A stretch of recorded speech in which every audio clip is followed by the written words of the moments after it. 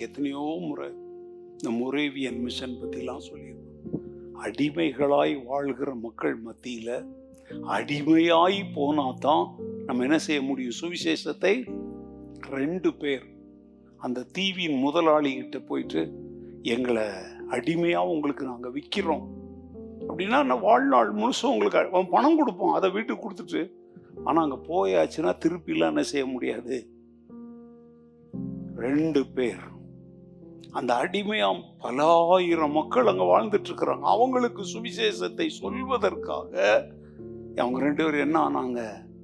அடிமையானாங்க.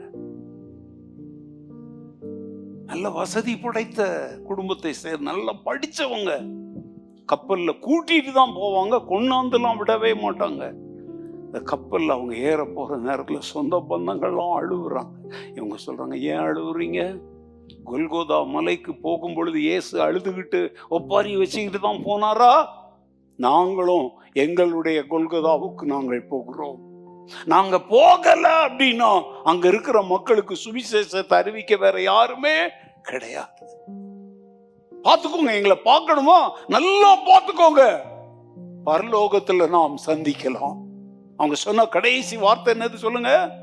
எங்களை பார்க்கணும்னா நல்லா பார்த்துக்கோங்க, எங்க சந்திப்போம் போனாங்க. அவங்க 2 பேர் போய் அடிமைகள் மாதிரியே வேலை செஞ்சுக்கிட்டே கூட வேலை செய்யறவங்க கிட்ட என்ன செய்ய ஆரம்பிச்சாங்க? சுவிசேஷத்தை சொல்ல ஆரம்பித்தாங்க. இயேசு இந்த எஜமான் தர்ற விடுதலை அல்ல, இயேசு கொடுக்கிற விடுதலையை மக்கள் புரிந்து கொண்டார்கள். இப்போ அவங்கெல்லாம் சொல்றாங்க, நாங்க இயேசுவை கும்பிடுறதுக்கு எங்களுக்கு ஞாயிற்றுக்கிழமை ஒரு நேரம் தரணும்னு சொல்லி அந்த தீவின் முதலாளிகிட்ட தொலைச்சு இவங்க சொல்றாங்க, எங்களுக்கு ஆராதனைக்கு இடம் நேரம் தந்தாதான் நாங்க வேலை செய்வோம். உடனே அவனுக்கு புரிஞ்சு போச்சு, இவங்களை நீ சாமி கும்பிடாத, இயேசுவை கும்பிடாதன்னெலாம் சொல்லிட்டோம்னா இவன் இந்த தீவுல இருந்து என்ன பண்ணிடுவானுங்க? ஓடி போயிடுவானுங்கன்னு பயந்து போய், ஓகேடா நீங்க சாமி கும்பிட்டு தான் என்ன செய்யுங்க வேலைக்கு. ஆராதனைகள் துவங்கப்பட்டது. அந்த ஆராதனை நடத்துவதற்கு என்ன கட்டப்பட்டது? ஆலயங்கள் கட்டப்பட்டது.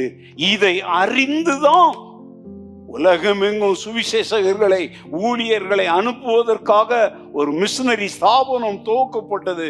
அதனுடைய பெயர் தான் மொரேவியன் மிஷன். அந்த மொரேவியன்ஸ் யார் தெரியுமா? இந்த 2 பேர் தான்.